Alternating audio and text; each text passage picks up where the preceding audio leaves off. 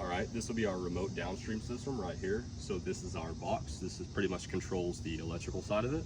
So very simple, we won't go into real depth, just what you need to know. You're gonna come over here.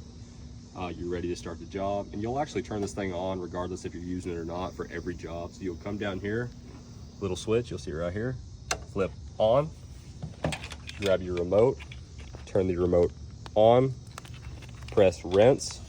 The way you'll know it's on rinse, you'll hear the remote beep as well as see these lights start flashing here on the FlowPro system.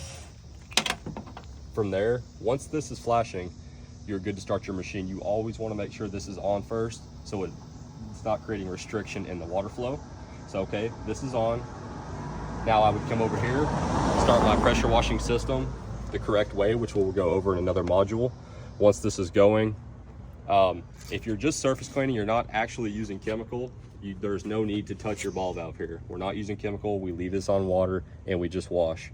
If we're actually needing to applicate chemical on a house, which is most of the time, you're gonna come over here to the flush valve.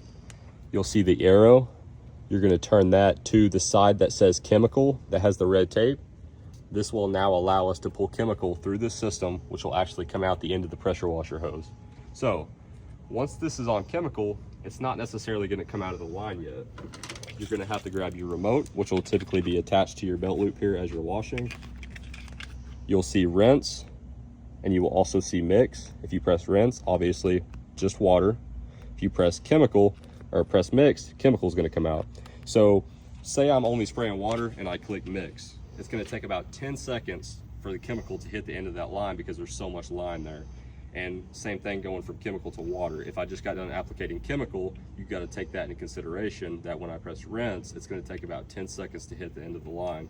What I like to do is if I'm washing a house and I know that I only have about 10 seconds of area left to clean, I will actually click rinse a little bit ahead of time. That way, once I hit the end of that building, we're not wasting a lot of chem and water already hit the end of the line.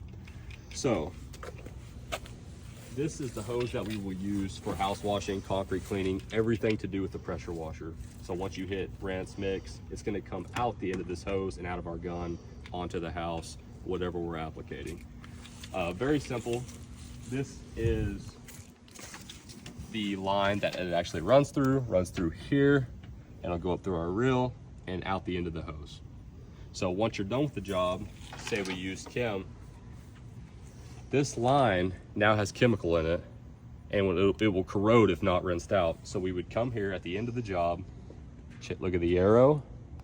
We're gonna turn this ball valve back to the water side, but we still need it to go through the chemical injector.